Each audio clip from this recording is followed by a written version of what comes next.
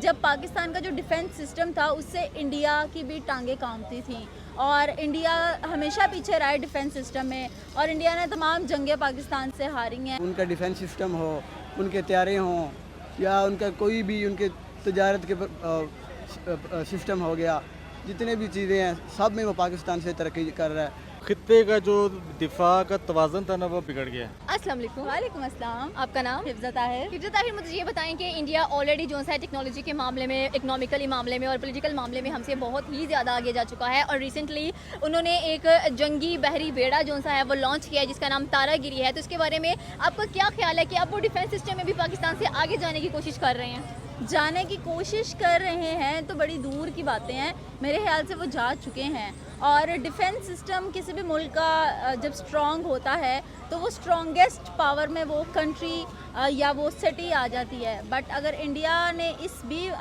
मामले में पाकिस्तान को पीछे छोड़ दिया है तो हमारे पास बचा क्या। एक वक्त था जब पाकिस्तान का जो डिफेंस सिस्टम था उससे इंडिया की भी टांगें कांपती थीं और इंडिया हमेशा पीछे रहा है डिफेंस सिस्टम में और इंडिया ने तमाम जंगें पाकिस्तान से हारी हैं, मुकाबला किया मगर कर नहीं पाया क्योंकि हमारा डिफेंस सिस्टम बहुत ही ज़्यादा स्ट्रॉन्ग। हमारे टैंक्स आप देख लें, हमारी आप गन्स देख लें, आप हमारी मशीनरीज देख लें, आप हमारे फौजी देख लें। बट अगर जिस तरह आपने मुझे न्यूज़ सुनाई, मेरे लिए बड़ी शॉकिंग न्यूज़ है कि इंडिया जो है वो अब कम्पीट करने जा रहा है पाकिस्तान को। लीडर्स के बाद एक हमारे पास डिफेंस ही तो बचा है और अगर डिफेंस में भी इस तरह हमारे साथ हो रहा है तो हमारे पास, मेरा नहीं ख्याल कि अगर अगली जंग हो जाती है, अल्लाह ना करे, तो मुझे लगता है फिर इंडिया बाजी ले जाएगा और ये पाकिस्तान का नामो निशान। लेकिन अगर देखा जाए तो जो पाकिस्तान का डिफेंस सिस्टम है स्टिल बहुत स्ट्रॉन्ग कंसीडर किया जाता है। इवन के रशियंस कहते हैं, अमेरिकन कहते हैं, अमेरिका तो स्पेशली ये कहता है कि मुझे सिर्फ पाकिस्तान की फ़ौज से गर्ज है, मुझे उनकी आवाम या इन सिस्टम से कोई लेना देना नहीं है, आप मुझे बस अपनी फ़ौज दे दें ताकि मैं और ज़्यादा स्ट्रॉन्ग हो जाऊँ और ज़्यादा पावरफुल हो जाऊँ। तो लेकिन अगर देखा जाए तो अब इंडिया हमसे ज़्यादा कम्पीट करने की कोशिश कर रहा है कि पाकिस्तान का ही नाम हमेशा डिफेंस सिस्टम में हमसे आगे जाता रह रहा है। तो हमें टेक्नोलॉजी में किस तरह अपने आप को इम्प्रूव करना चाहिए? गवर्नमेंट को क्या मतलब कि मैसेज कन्वे करना चाहते हो? गवर्नमेंट को ये मैसेज दूंगी कि थोड़ा थोड़ा सा ज़रा ध्यान देते हैं अपनी चीज़ों के ऊपर भी। एक हमारा डिफेंस सिस्टम ही तो है जिससे अमेरिका अभी तक हमारे साथ जंग नहीं कर पाया। या अमेरिका की अगर बात करें तो अमेरिका को पता है कि अगर वो वहाँ से एक बम गिराते तो हमारे पास अभी तक कहा जाता है कि एक ऐसा बम मौजूद है, अगर वो हम फेंक देना तो ये दुनिया ख़त्म हो जाए। तो इंडिया को और अमेरिका को अभी तक इसी चीज़ का ख़तरा है। लेकिन अगर डिफेंस सिस्टम की बात की जाए तो डिफेंस सिस्टम होता है, आप किसी भी मुल्क से आने वाली फ़ौजों को डिफेंस कर रहे हैं, मतलब आप उनको गलबा कर रहे हैं। लेकिन अभी भी अगर दूसरी पावर देखी जाए तो उस लिहाज से हम लोग बहुत आगे हैं। Okay, thank you so much Hifza, आपके ओपिनियन। का नाम? हसनैन रियाज। हसनैन रियाज, मुझे बताएं कि इस वक्त जो इंडिया है उनका डिफेंस सिस्टम बहुत अच्छा जा रहा है और अभी अभी उन्होंने एक जंगी जो बहरी बेड़ा है उसको तैयार किया है, लॉन्च किया है और मोदी उसके इनॉग्रेशन पर भी गए हैं। और देखा जाए तो उनका डिफेंस सिस्टम जो कि अच्छा है ये तो हम लोग कह सकते हैं, लेकिन पाकिस्तान का डिफेंस सिस्टम बहुत ही ज़्यादा अच्छा है, हर कंट्री उसको अप्रिशिएट करती है। तो बात ये है कि अब जबकि वो टेक्नोलॉजी में इतने ज़्यादा आगे जा चुके हैं, उन्होंने अपने लिए एक और बहरी बेड़ा, जंगी बहरी बेड़ा तैयार कर लिया है, तारागिरी जिसका नाम है। तो इसके बारे में आपको क्या ख्याल है कि अब पाकिस्तान को क्या करना चाहिए इसके रिस्पॉन्स में? पाकिस्तान गवर्नमेंट को चाहिए कि हमारी नेवी को हेल्प करें, ठीक है। हमारी नेवी कोई उनसे कम नहीं है, ठीक है, वो भी हमारे ही हैं, ठीक है। तो हमें चाहिए कि अप्रिशिएट करना उनका।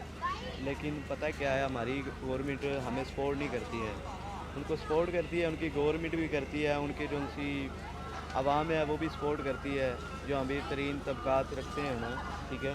हमारे जो अमीर हैं वो हमें सपोर्ट नहीं करते हैं गवर्नमेंट को। वो क्या करते हैं, अगर उनका गवर्नमेंट में कोई टैक्स वगैरह हो वो पे नहीं करते। वो पे क्यों नहीं करते कि उनको नुकसान ना हो जाए, इसलिए। तो जो एक डिफेंस सिस्टम होता है एक कंट्री का वो बहुत इंपॉर्टेंट होता है, ठीक है, सबके लिए। तो आप गवर्नमेंट को क्या ऐसा मैसेज देना चाहेंगे कि वो भी कुछ ना कुछ ऐसी नई टेक्नोलॉजी बनाए, ऐसी नई चीज़ तैयार करे और अपनी जो तीनों फोर्सेस हैं, आर्मी, नेवी और एयरफोर्स, उनको सपोर्ट करें? हमारी नेवी के पास बहुत टैलेंट है, हमारी फौज के पास भी बहुत टैलेंट है, लेकिन बात ये है कि हमारी जो गवर्नमेंट है ना वो हमें सपोर्ट इसलिए नहीं करती है कि वो उनका खुद का ही पेट नहीं भरता, ठीक है। तो उसमें होता ये है कि हमारा बहुत नुकसान है गवर्नमेंट में, वो हम खुद कर रहे हैं, वो गवर्नमेंट नहीं कर रही। गवर्नमेंट क्यों नहीं कर रही कि हमें खुद 3 साल बाद एक नया प्रेसिडेंट चाहिए होता है। तो इसलिए कि हमें एक आदमी को जो है ना चूज़ करना चाहिए, कोई एक हो, चाहे नवाज शरीफ हो, चाहे इमरान खान हो, कोई भी एक हो, ठीक है। हर इंसान का अपना माइंड होता है, मेरा माइंड तो ये है कि एक आदमी को चूज़ करना चाहिए, कोई भी हो, वो लात दाद कितना ही खाएगा, 5 साल खा लेगा, 10 साल खा लेगा, आखिर वो गवर्नमेंट पे लगाएगा, क्योंकि हम जितना हम आवाम गवर्नमेंट को टैक्स पे करती है, ठीक है, उसमें हमारा 2 मंथ में हमारा कर्जा उतर जाता है, ठीक है, जितना हम टैक्स पे करते हैं। आपके घर में बिजली का बिल आता है तो 10,000 रुपये बिजली का बिल है, 6,000 रुपये टैक्स है, ठीक है। अगर देख लें मोबाइल पे आप बैलेंस करवा रहे हैं, ठीक है, 100 रुपये का आप बैलेंस करवाती हैं तो 30 रुपये उसमें टैक्स है, ठीक है। इस तरह की बहुत चीज़ें, हर चीज़ जो भी आज चीज़ आप खरीदते हैं ना, ठीक है, उसमें टैक्स है, वो गवर्नमेंट रिसीव करती है। लेकिन क्या होता है कि वो हमारा ही कसूर है कि हम किसी एक आदमी को चूज़ नहीं कर रहे।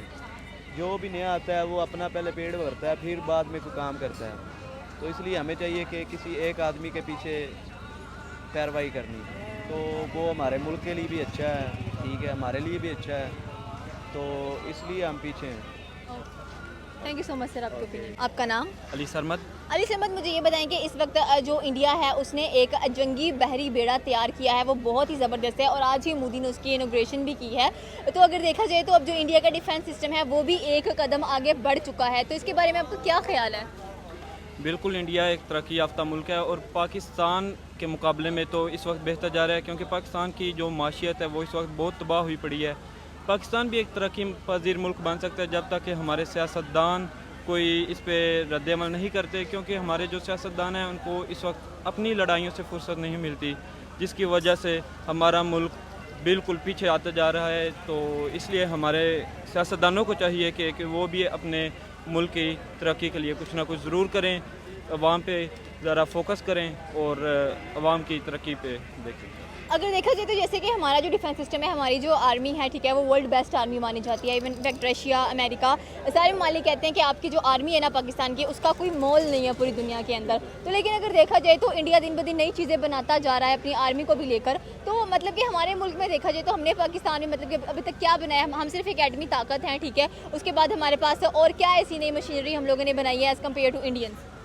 इंडिया के जो फ़ौजी जवान हैं वो तो अच्छे हैं ही, लेकिन उनकी मशीनी भी दिन ब दिन बहुत अच्छी होती जा रही है। लेकिन पाकिस्तान जवान भी किसी से कम नहीं, उन्होंने अपनी जानों देकर ये मुल्क हासिल किया और इंशाल्लाह ये मुल्क कायम दायम रहेगा।